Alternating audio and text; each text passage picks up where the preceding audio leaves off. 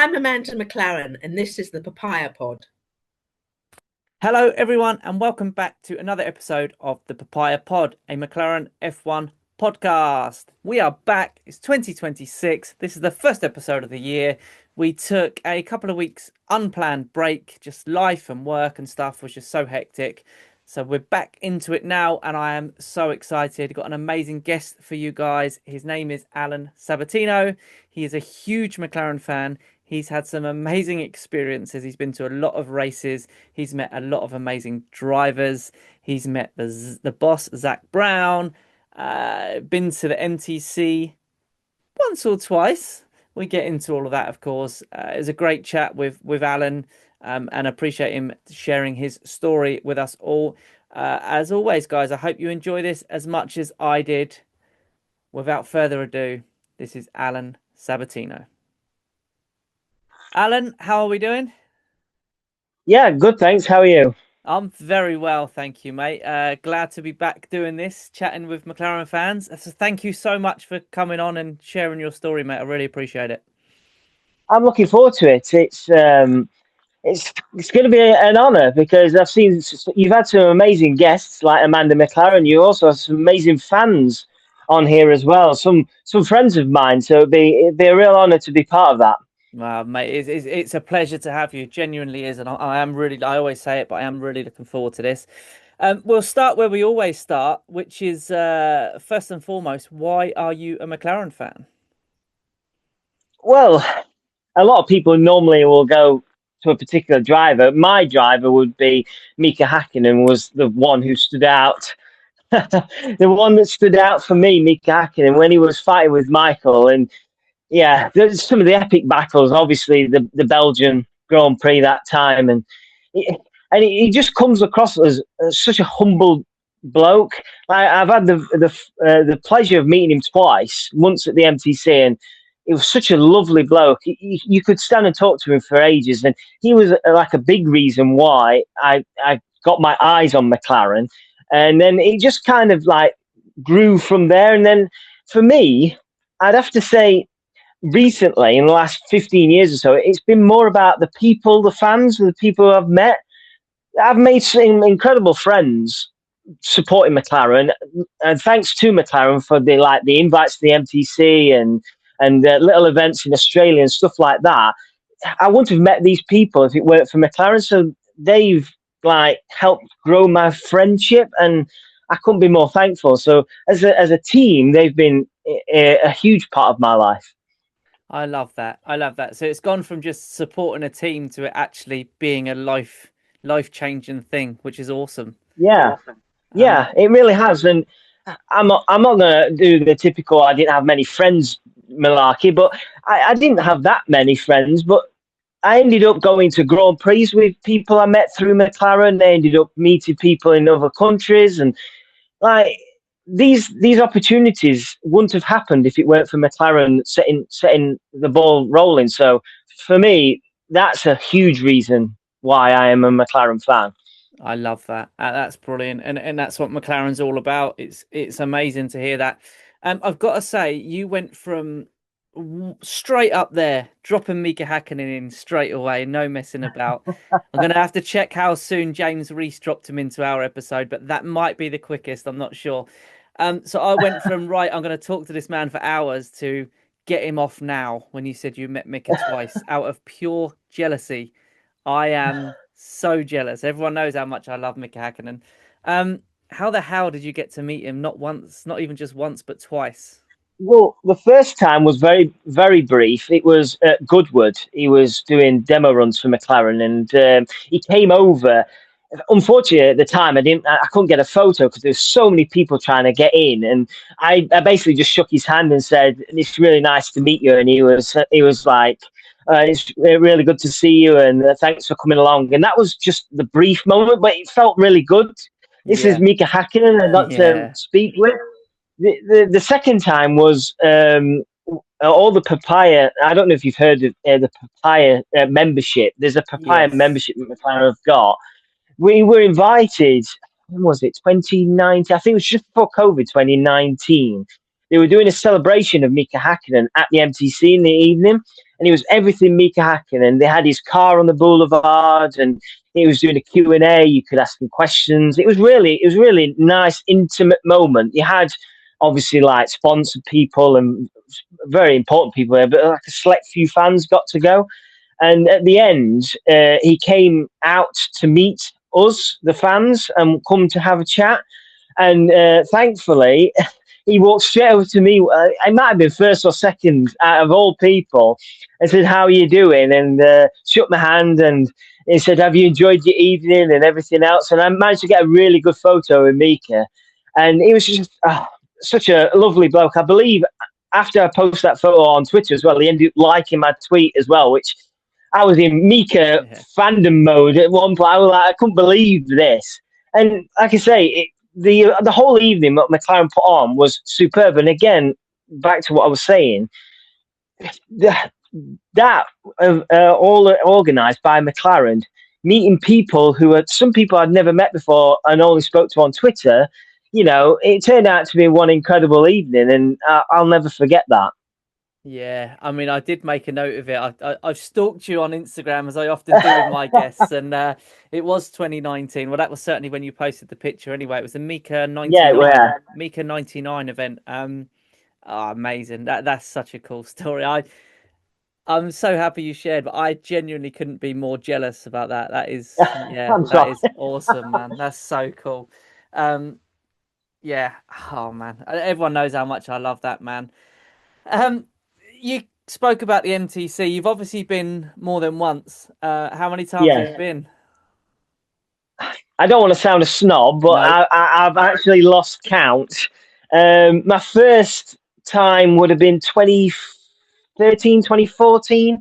Was just for a regular tour. I applied. You had to apply through email, and you found out whether you got a tour. That was just a regular tour. The one that sticks out the most, the big one, the first big one was arranged by Matt Bishop. He used to work at McLaren, and there was like 10 of us, and we all got an email basically saying, "Would you like to come down for a special day?" And we're like, "That's really cool." So we did, and they gave us a tour. We had lunch and everything else, and then they took us upstairs into this room full of. It had the McLaren logo on the back wall, but they had like old drivers' helmets and stuff in there, and there was like a glass table and chairs. We sat down, and Matt Bishop was like wanted to talk to us about like something like this, about how we've become a McLaren fan and stuff like that. And he said, "Just one moment," and he walked out of the room, and we all turned around and went, "What's going off?" And he brought Kevin Magnussen in. And then we were like, "What the hell?" And this is Kevin Magnussen, who was rookie at the time. We were teaming up with Jenson Button, and we was like, "Wow, is this really Kevin Magnussen?" And he came up and shook all his hands, and he literally sat on the sofa with us and had a chat. We talked for about half an hour, 40 minutes. He was there doing sim work. Wow. And he spared like 55 minutes to come and say hello. We all had photos with him. Then we had a big group photo. And for a brief moment, it's unfortunate it's not a thing anymore. Kevin Magnussen actually followed us all on Twitter. And we were like one of like 14 people he followed at the time on Twitter, which was really cool. And this was just before, I think, McLaren were going to announce Fernando Alonso back to the team, because Matt Bishop was asking us stuff about Fernando Alonso and what it feel like him rejoining the team and stuff, and like the Honda, the thing with Honda going forward. And that really was at such a high moment, you know, because at that point when you got invited to this thing, you thought, well, I'm never going to do this again. And I don't want to be sounding bragging, but many, many more come after that. Yeah, that's very memorable. Yeah. Like you say, you don't know if it's going to happen again, right? So on the base, I kind of always ask this as well, but I always find it fascinating. On the basis that you've been there quite a few times, even the last time you went back, did you still get the same feelings as the first time you went? Yeah. It's as soon as you walk into the building, you can feel the history, you can feel the energy, you can feel everything.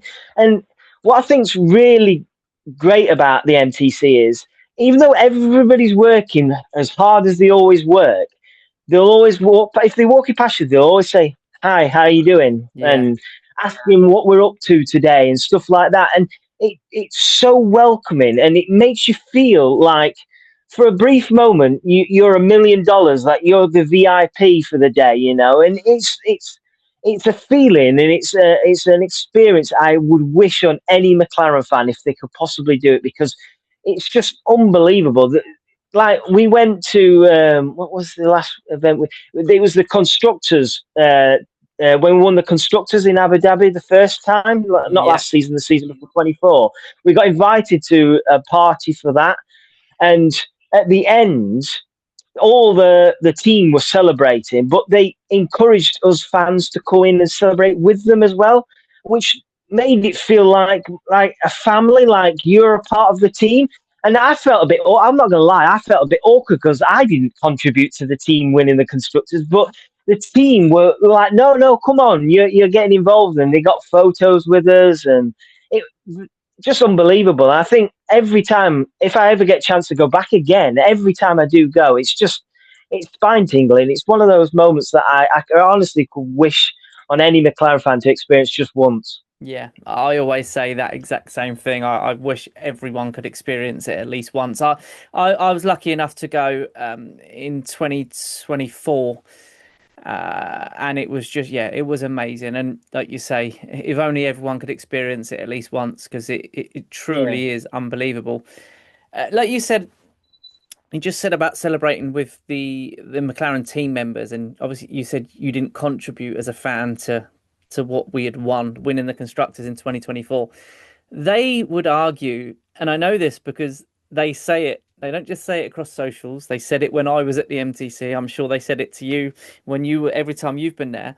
But the fans contribute as much as anyone in their mind, and it is just one big team, and that's what is amazing. Granted, okay, we didn't do anything to the cars, we didn't do any strategy, we didn't make any mad calls or anything like that. I'm 100% with you. But in their eyes, the fans are just as important as the people doing these important jobs, which goes back to what you've kind of been saying from the start of this. It is just one big, it is a family. It may sound corny to people, but it is just one big family, isn't it? From the top right the way down. Yeah, 100%. I've never once felt like I'm not welcome, or I shouldn't be there, or like 2018 I went to Hungary and they invited me into the garage after one of the practice sessions to have a look around the car, and they were like, "Oh no, come on, you can look around, don't worry about it." And they said the only thing we couldn't do was, obviously, because they were stripping the car down for the next practice, we couldn't take photos of the car, which made sense, obviously, because secrets and all that. But the rest of it, they were more than willing to allow us to take photos, and they were saying, "Oh, go and look at this and look at that," and that boils down to exactly what you've just been saying. They want to integrate the fans as much as possible, and I think that's what makes, for me, it might sound biased, but for me, it makes them the best team on the grid.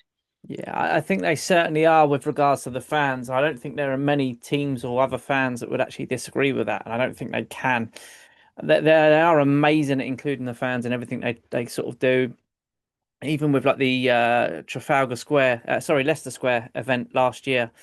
They're always doing something to try and involve the fans. It is amazing. It really, really is. It's great to hear those stories. Unbelievable. And you do photography as well, don't you? I try. I'm not saying I'm good or bad, but I try. Well, I'm not a photographer, so I don't know how valuable my opinion is, but the pictures I've seen are amazing. I know you do a lot of wildlife ones, which are really cool as well, but people probably haven't tuned in to hear about those. No. You've got some great ones of Lando and Oscar. One in particular coming around Luffield, where Lando's leading Oscar into the coming up the turn as Oscar's going in. Amazing pictures. I don't know how you got them so spot on, but yeah, absolutely fantastic. Well, I'd like to go to more events. It's just expensive. It's so expensive, like the British Grand Prix. I'd love to do more motorsport photography. And there is the smaller events I could go to, but I'd love to photograph Formula One. But that particular photo you're talking about, that was the most frustrating photo to take because they were doing I think it was in second practice and on the Friday, and they were doing different runs at the time, and both Lando and Oscar they were never close to each other, so I'd always get one of them but not the other. And then I got there was a point just before that photo. There was it a Sauber? There was a car between them, and I was like, I've got to. Just want to get them together. And I think it was on their in-lap back to one of their was on the in-lap back into the pit, and I think it was the car behind was on the in. Yeah, it was the car behind was on the in-lap. So whoever was in front, I can't remember who was in front of that photo. They'd overtaken going down the straight towards Lovefield, and that's when I managed to get the photo. I was like, right, quick, just take as many as I can. And there must have been about 30 photos, and then it ended up just being that one edited one in the end. But I do love taking photos of motorsport. It's just I'd love to be able to afford it. It's just so expensive. Yeah, it really is. I mean, I'm hoping to. I've not actually done a Grand Prix yet, which I'm hoping to put right this year. Fingers crossed if all goes to plan. But like you say, it's not cheap. And I think Zach quite often says, you know, the percentage of fans that actually get to go to races is minimal. Just you know, yeah, okay, tickets sell out fast, but also just the cost. It is so expensive, and I get it. I get it. It's a great event and brilliant, but yeah, unfortunately, it does price so many fans out, which is really sad, to be honest. But it is what it is. It's not going to change anytime soon. The sport's only getting richer, which I fear then only becomes more expensive to fans attending these events. But yeah, did you say it was in Spa you went where you got to go into the pit lane with the guys? Did you say? No, in Hungary. Hungary. Sorry. Yeah, I went in 2018 in Hungary. We got to go into the garage. I have not actually been to Spa for an F1 event. I've been to Spa for a 24-hour race, which had many McLarens in it, but that was the GT version. Oh, okay. How was Hungary then? Because, I mean, Budapest is a great city.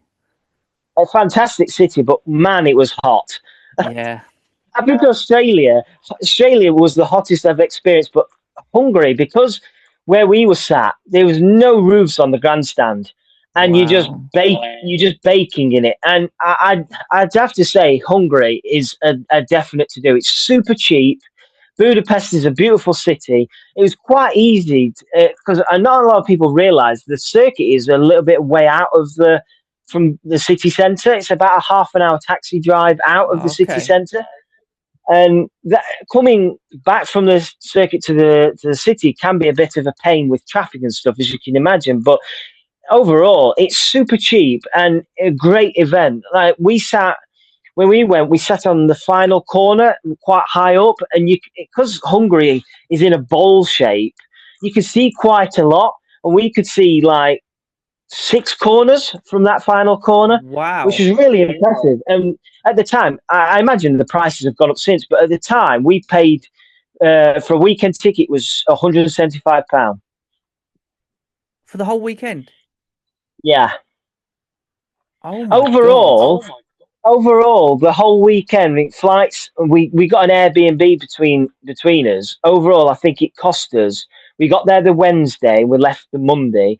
For everything, it was £600. Wow. Yeah, and then, granted, it probably has gone up since then because like everything, but it was unbelievably cheap. Like you go out for food, and between us, it cost us like a tenner each between us for food in the evening. And what was good was you had a great mix of fans there. You had the obvious Max Verstappen army in the corner, and you had the McLaren fans somewhere. But unfortunately, when I went, this was a period where McLaren was still transitioning, and we had Fernando and Stoffel in the car at the time, and it was just a really tough race to watch for us because we were like not in the points, and you could just see it was a tough race. But that's what I think as well pointed out to McLaren, us as fans, because we were still cheering, even though we were featured 15th and 16th or whatever it was. Yeah. We were still there. We took big flags and all sorts, and we made ourselves as loud as possible, even though I don't think we scored any points that weekend. But it don't matter. You're there to support the team. Don't matter if you win or lose. And you had a hell of an experience doing so. Yeah. Yeah, that's great. Great to hear. You did meet Zach Brown as well, I believe, in 2021. Yes, I've met him a few times. Again, I don't want to brag. I've met him, in 21. Where was I? Where did I meet him in that 21? was at Goodwood. I only, again, going back to Yes, stalking you on yes. Instagram. So I remember that now. So that was pure accident. So we were walking. I don't know if you've been to Goodwood, but we was walking back from the McLaren like paddock area, and they've got like a load of smaller tents for smaller cars and stuff for some other people. And we were walking back, and there was a what car was he? He was looking at a particular car, Zach, and he was looking at this particular car, and he was heading towards the McLaren paddock, and we kind of bumped into him. We didn't even know he was going to be there, and he went, "Oh wow, Zach!" And he went, "Hi, how you doing, guys?" and everything else in that upbeat charm he's got. And he stopped for quite a few people's photos, and he says, "I hope you're having a great weekend," and everything else. And he says, "I've got to go now because I'm going to." I think he said he was going to go for a run up the hill. I think, but yeah, that was unbelievable. The best moment for me meeting Zach Brown was 2019, just before COVID in Australia. Me and a few friends in Australia got invited into the paddock, separate from McLaren at the time. This was an Oz Grand Prix invite thing. It wasn't to do with McLaren. And I went up to have my photo taken outside the McLaren hospitality, and Zach Brown literally bumped into me because he didn't see me. And went, "Oh, I'm really sorry. I'm really sorry." And I said, "Wow, I can't believe this is Zach Brown." And he stood and had a photo with me there, and then he ran off into the garage. Wow, that's fantastic. How did that come about with the? Sorry, there is a photo. Oh, I'll have to see if I can find it and send it you. There is a photo of Zach Brown just moments before he bumps into me, because someone was taking photos, like multiple photos, and there's a photo. He's just off of my right shoulder, just about to bump into me. You can see him. That's brilliant. How did it come about? How did you get into the paddock with the Oz Grand Prix? It was through a few friends who live in Australia. I don't know if you know them, Jackie and West on Twitter. Oh, okay. She's mad McLaren fan. So I met up with her, and there was a few other friends. Like her name, there was Claire. There was I can't remember. There was anyway. There's a few friends, and one of them applied for a competition. I think it was, and we were stood. They have what's called the fan walk in Australia, and it's like a really long walk that goes up into the paddock, and you can stand there, and the drivers and everybody else walk up, and if they want to, you can get photos and stuff there. It's really good. They do it specific on Thursday. Well, they came over to my friend and said, "You've won these tickets," and she asked me if I wanted to go in with her, and it was only like a half an hour walk through the paddock, and we weren't doing anything particular. It was just to like have a look around, basically. And we were like, "Oh yeah, let's go." And first place we went was straight to McLaren. I don't think we've seen many other garages, to be honest. And you just happened to get bumped into by Zach Brown. Yeah, I couldn't believe that. That is insane. That is absolutely insane. What are the chances of that as well? I know. I couldn't believe. I felt bad because he looked like he was in a bit of a rush, and I kind of like got in his way. Oh, that's fantastic! Absolutely fantastic.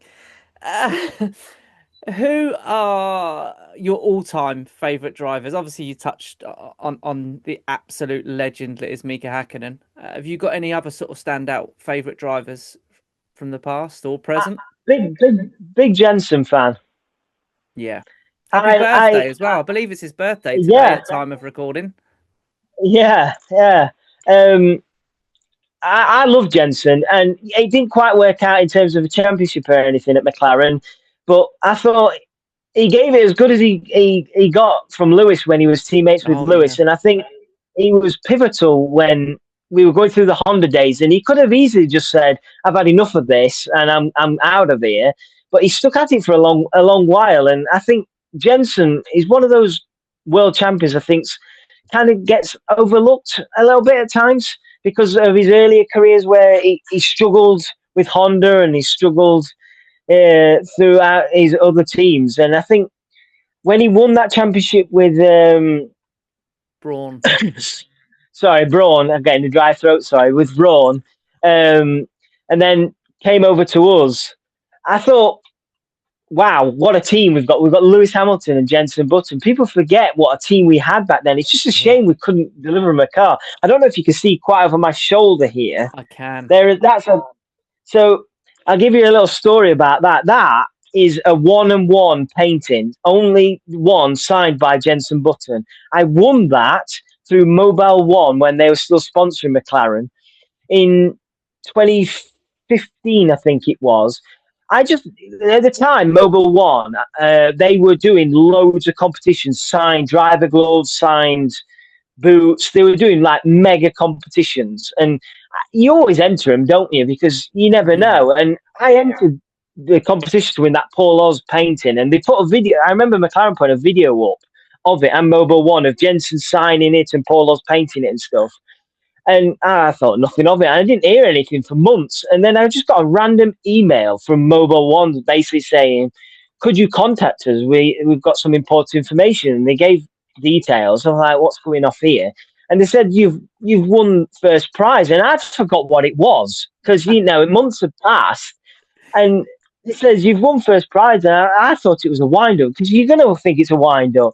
They said you've won. I couldn't believe it. They sent all the details. They sent a video of Jenson Button behind the scenes with Paul Oz signing it and everything else. And then it was about 2 weeks later, it come in this huge wooden crate the size of your bed. I'm not joking you. It took me ages to get open.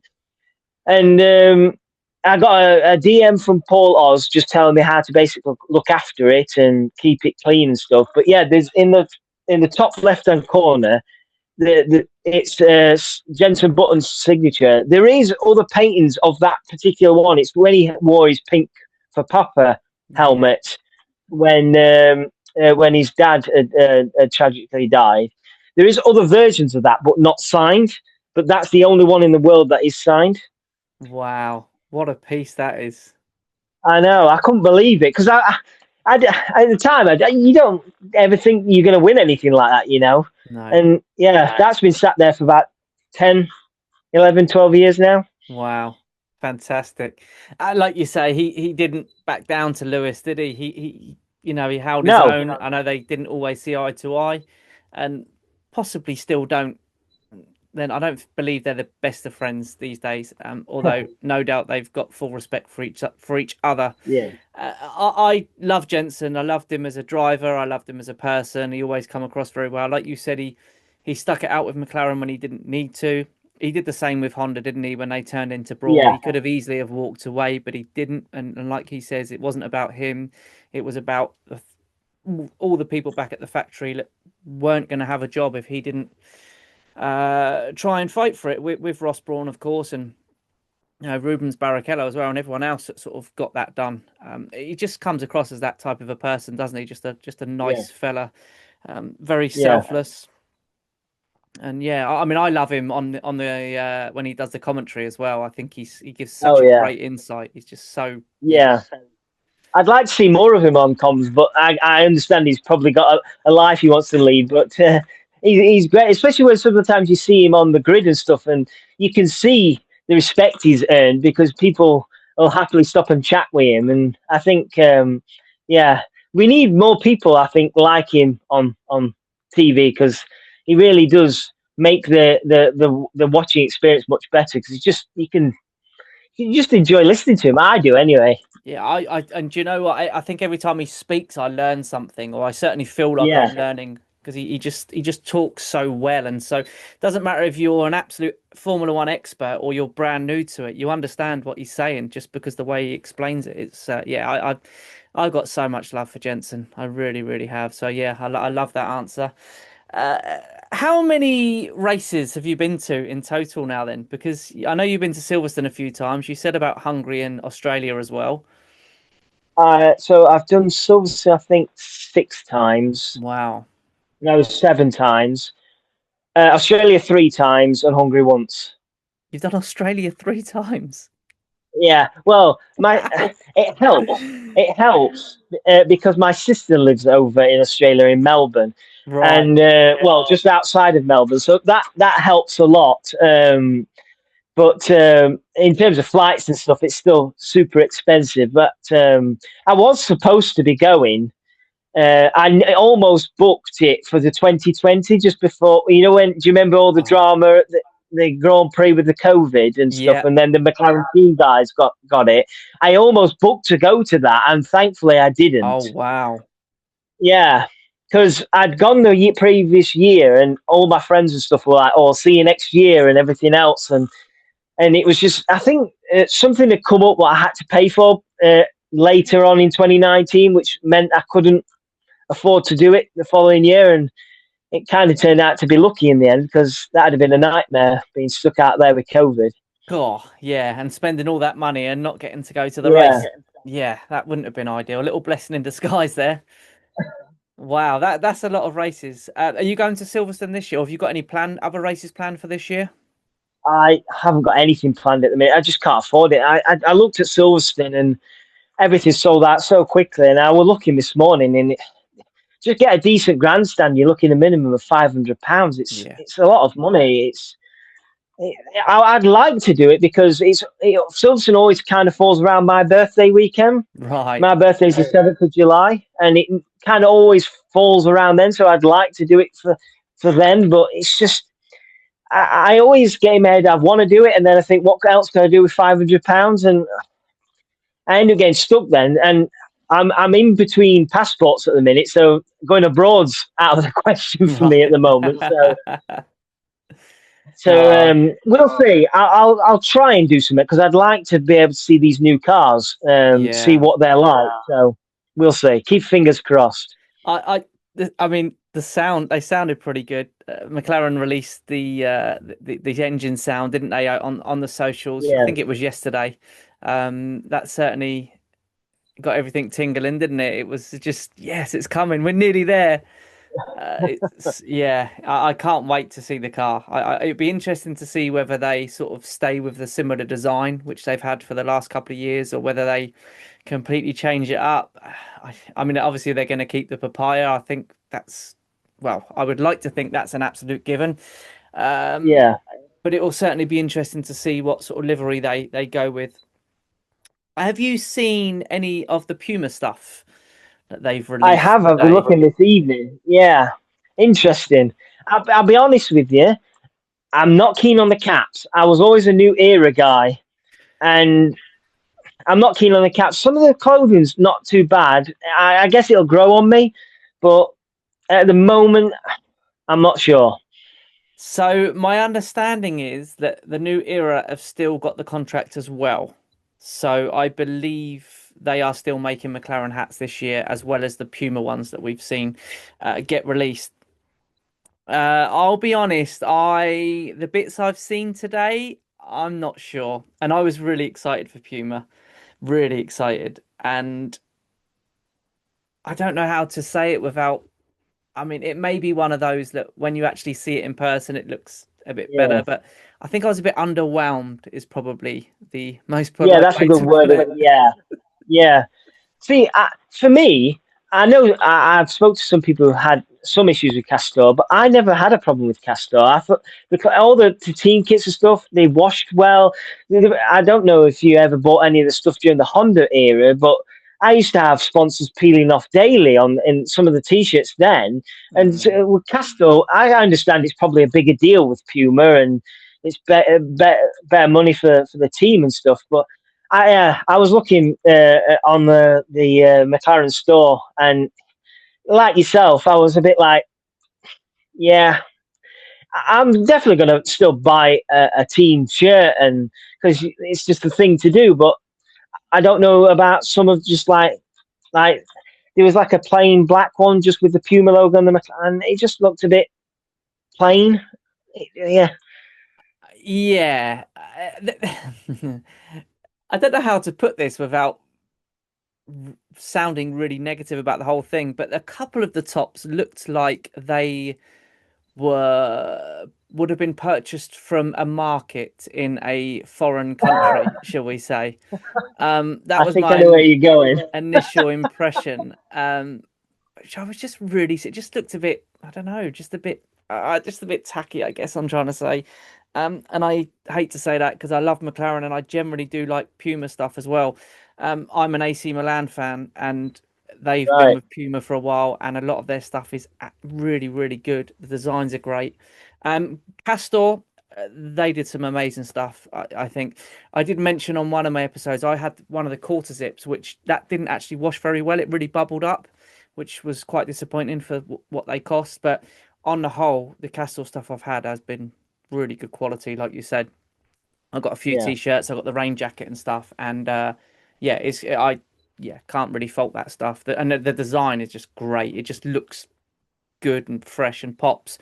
The Puma ones, the ones I've seen so far, not so much. The ones that I don't believe they've released yet.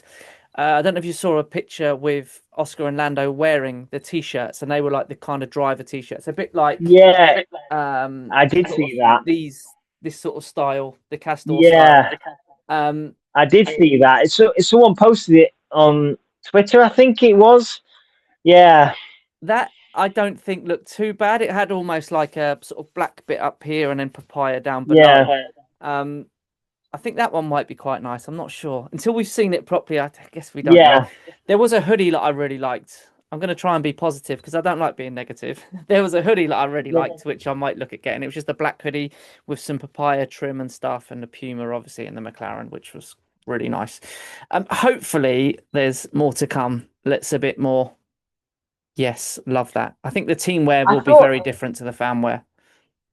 I thought to be positive, the trainers looked smart. I actually Yes. quite like the trainers. I prefer them to the K Swiss. I've got a pair of the K Swiss, and they're fantastic. But I think the Puma trainers looked better. Yeah, yeah, they're quite subtle with the little speed mark on Yeah, the back. Yeah, yeah, yeah, very nice. I would agree with that, definitely. But yeah, that is not a slight at McLaren or Puma in any way, and that's not me just saying this to try and be professional, however you want to look at it. I genuinely do like Puma, but I just hope we see the drivers and the team designs slightly different to what we've seen today. Anyway, moving on. On that note, let's move on. Uh, what was your last season was fantastic. Constructors, drivers. What was your standout moment from last season, would you say, if you could pick one? Oh, that's a question. See, not many people have said. Well, I've spoke to have pointed this one out. But I thought for me, the standout moment, what made Lando look like a champion, was his drive in Mexico. Mm. I thought he was phenomenal. Nobody could touch Lando in Mexico. He was miles ahead of everybody that race. 30 odd And seconds ahead, wasn't he? yeah, yeah, and I think if there was any race last season what said he could be a champion, I think that was because he was so calm. You listen to the team radios and there was no panic and nothing. They were just calmly talking about, oh, this situation or that situation. And he had comfortable, like 4 or 5 tenths of most of the field all race. It was incredible. Yeah, I think what I loved about that as well, I believe it was that weekend when he turned around and said he blanks out all the hates and whatever, and basically just said he doesn't actually care what the haters think. And then he followed it up with, after he was on pole, of course, let's just see how far I can win by tomorrow. And I thought, cool, that's a hell of a statement and a lot of pressure to put on yourself. Well, the confidence paid off because he won by 30 plus seconds, which was just Yeah, amazing. And of course, he got massively booed for the privilege. yeah, Idiots, but there we go. No one yeah. likes winners, do they? And, yeah, the best way to, I think, dare I say it, it was Christian Horner that once said, the best way to become unpopular is by winning. And I mean, Mm, Lando's proved that because he was one of the most popular drivers on the, excuse me, on the grid. And all of a sudden, non-McLaren fans can't stand him. I wonder why. Yeah, I noticed that as well. And suddenly there's a lot more Max Verstappen fans, wasn't there? By the same people who despised him a year, 2 Yeah. years before, because he was Yeah. just winning all the time. It's funny, isn't it, how Yep. people's minds work? Yeah, It really is. It really is. What are your predictions for this season? I mean, they kind of feel that nobody knows what's going to happen. Even the experts don't know what's going to happen Hear this me? year. But what's your sort of? Oh, are you Can you back? still hear me? Yes, I've Hello? got you. Are you there? Right. Everything froze for a second. Then Oh, sorry, I didn't lost know. you. That's Nope, right. I nope. can edit that bit out, mate. So what you were saying, sorry. What are your predictions for this coming season? I mean, it kind of feels that nobody, even the so-called experts, don't really know what to expect this year. So I've thrown you under the bus a little bit here by expecting Big you to time. give us some inside info. But I mean, what are you? Obviously, you're hoping for McLaren to continue the amazing form they've been on the last couple of years. But what are you expecting? Allegedly, Mercedes have found a trick, haven't they? Allegedly, with their engine, and if that's to be believed, then hopefully that gives us an upper hand early on. But my big interest is going to be which driver gets on top of these cars quickly, because they're going to be so different to drive compared to last season. So, like, you could find, I don't know, say a Pierre Gasly suddenly becoming really quick because he gets on top of the cars quicker than some other people. So And of I course, honestly don't know. they've got the Mercedes engine as well, of course. That is, yeah, exactly. And Pierre Gasly every now and then does show up and suddenly surprises, doesn't he? So I honestly don't know. It's for the first time in a long time going into this, since probably the start of the turbo hybrid era, that you're really not sure how it's going to go. I think Mercedes, the team Mercedes, I think they will be strong this year. I think if George carries on doing what he did last year with his strong drives, and Kimi learns a lot from his experiences last year, I think Mercedes could be a real challenger. I hope to us, but I honestly don't know. I think what's going to be interesting at the start of the season is you've got so many different types of tracks as well. Is one team could do really well on a street track in Melbourne, and then you go to, say, China, and another team could completely wipe the floor with that team. So I think it's going to take 8 or 9 races to really understand who's going to be on top. Yeah, I mean, it's inevitable, isn't it? As fans, we'll sort of watch us straight. Well, even at practice, even during the testings, we're going to sort of overreact to a lot of these runouts they have. And then, of course, in Australia, the first race, of course, we're all going to overreact and go, right, they're the team to beat. But like you just said, it's genuine chance that we could go 6, 7, 8 races in and could have 5 or 6 different winners in each of those races by different cars, even maybe 3 or 4 or 5 different cars potentially. It is, I mean, as a McLaren fan, I don't know about yourself, I'm kind of a little bit like, I didn't really want it to be, because it feels like it's a completely clean slate this year. Like you said, the cars are completely different. The drivers are going to have to adapt massively. Lewis Hamilton's already come out and said, look, everything you've learned previously, just throw that out the window, because you're driving a completely different machine now. But as a McLaren fan, of course, over the last 18 months, I wish they kept last season's regulations.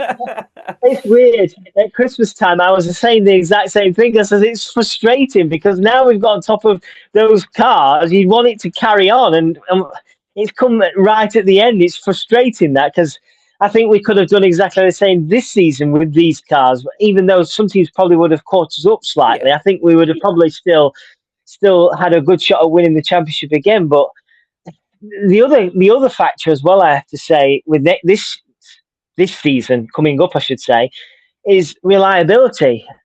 I read rumours today that Toro Rosso, they're not Toro Rosso anymore. They did a track run, didn't they? There's some pictures, and apparently they could only do 1 lap today. Right, I didn't see that. Yeah, I read online. The car and were doing testing and stuff.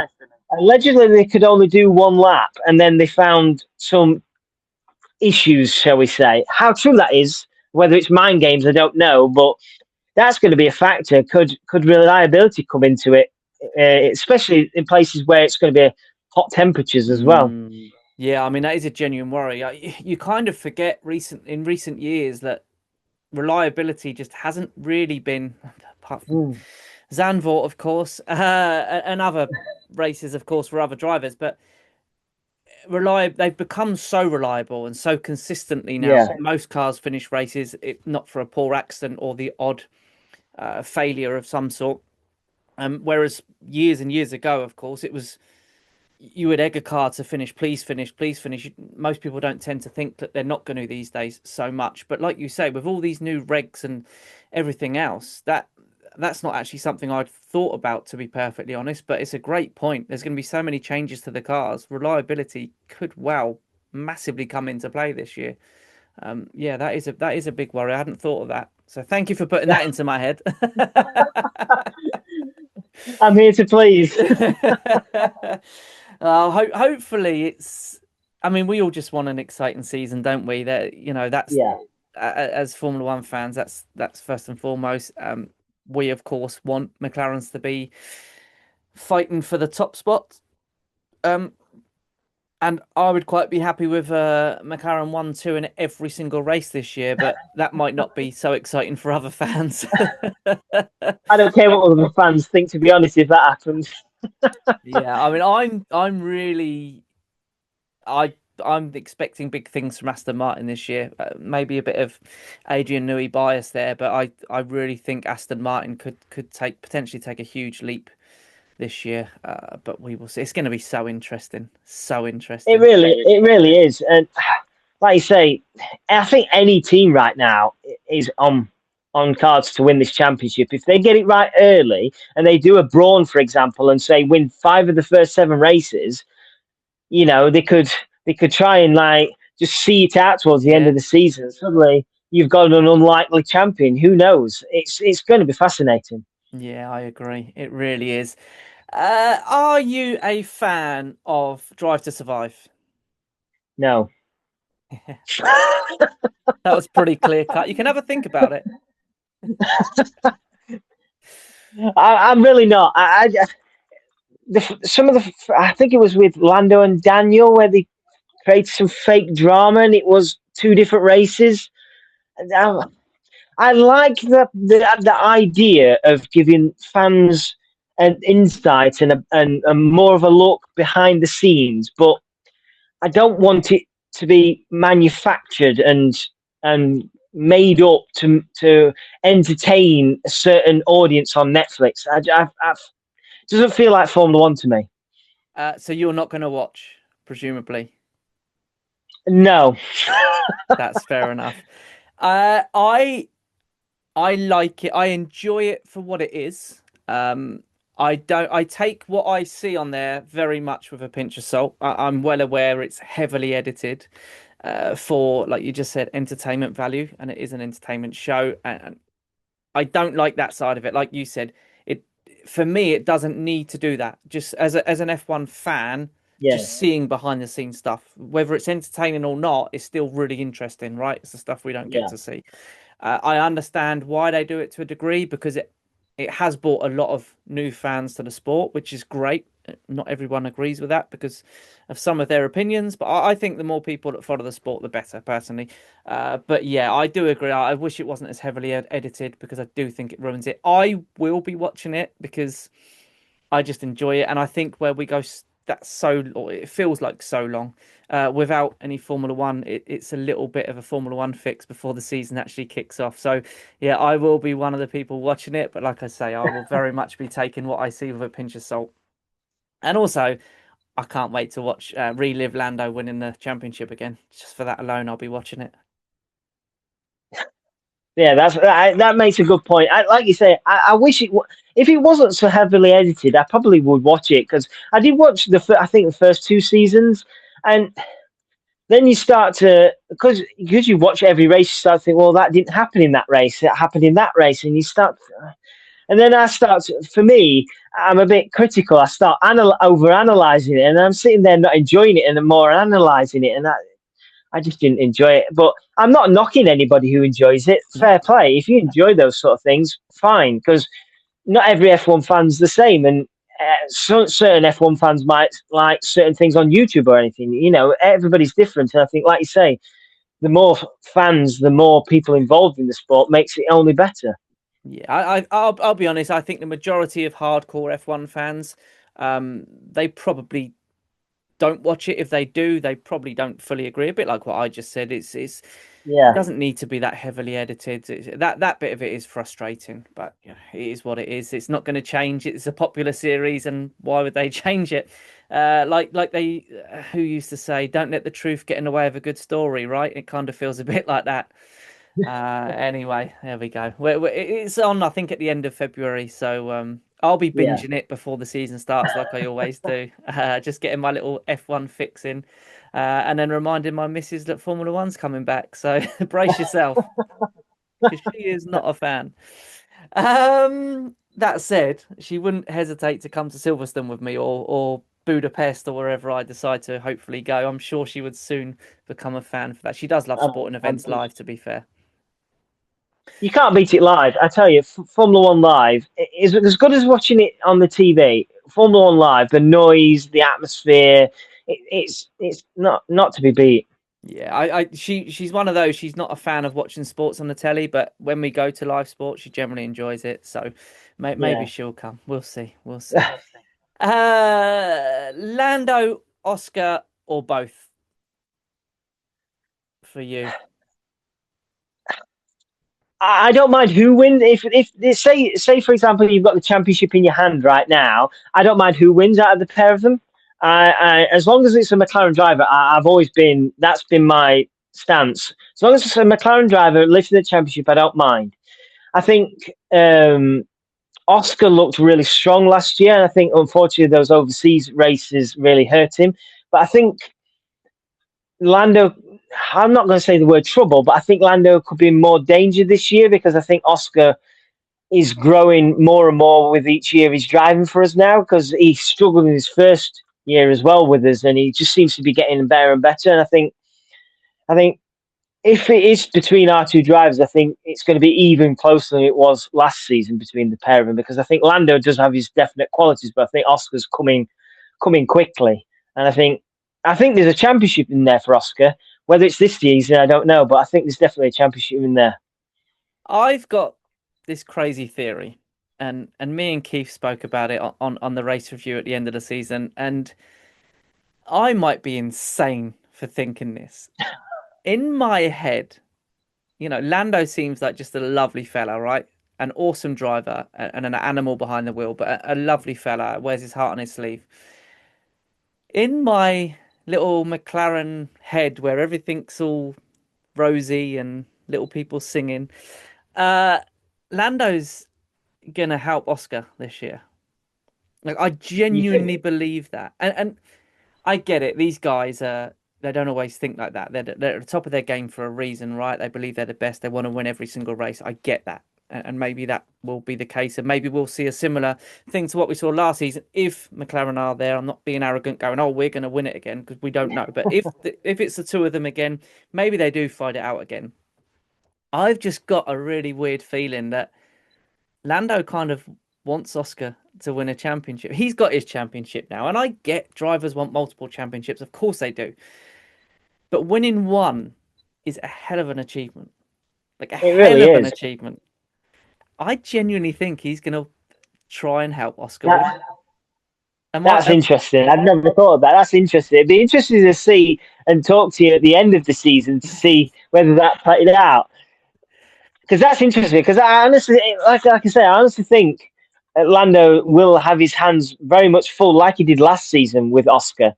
And I think Oscar will have learnt a lot from those races he struggled with. But I think what's good for Oscar this season is it's a completely clean slate. So if he can get on top of these cars quicker than Lando, then he could be looking good. So who knows? But you can't also rule out Lando either, because I think it's just such a great talent. And I think no matter how good Oscar's becoming, I think Lando's always going to be there fighting him. So I honestly don't know. I love what I said to a friend not long back. I love the fact that we've got these two in our team fighting each other.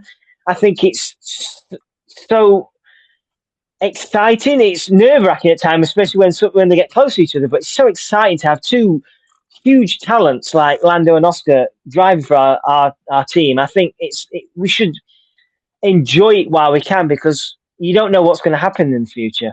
No, I agree. You've got two incredibly talented young guys coming through. Like you said, I've no doubt Oscar will win a championship at some point, whether that's in the next couple of years with McLaren or in the future with another team. I don't know, but he's certainly got the talent to win a world championship. I don't know. Maybe I'm an absolute lunatic for thinking that. I just got this crazy feeling that he is gonna just help out where he can. I think, he helped him even last season in the race. I forget which race it was. And Will Joseph asked him about a tyre opinion and for Oscar. And despite the fact he was racing Oscar for the championship, he still gave the advice. He didn't have to do that. Yeah. I do. I think he's going to help him, and I think Oscar's going to win the title this year. I'm going to put it out there, and that is a prediction. And Lando's going to play a part in it, in helping him win it. That's my prediction. Well, God, I hope I'm right. I've got my fingers crossed. You're right. I really hope you're right. As long as, like I said, as long as the McLaren driver wins it, I'll be happy. Yeah, I hope I'm right, not for arrogant reasons, by the way. I'm not going to come out here next year and go, I told you so, I told you so. I would just love to see Lando win one, and the following year, our other driver, Oscar, win our other driver. I didn't mean it like that. God, Oscar fans are going to be on me for saying that. One of our drivers win it one year, the other one the following year. That would be pretty insane. That would be really cool. Happens. I wanted Lando to win it last year. I went out on a limb quite early and said, look, if I had a choice, I would love it to be Lando. I'm happy with either, but I want Lando.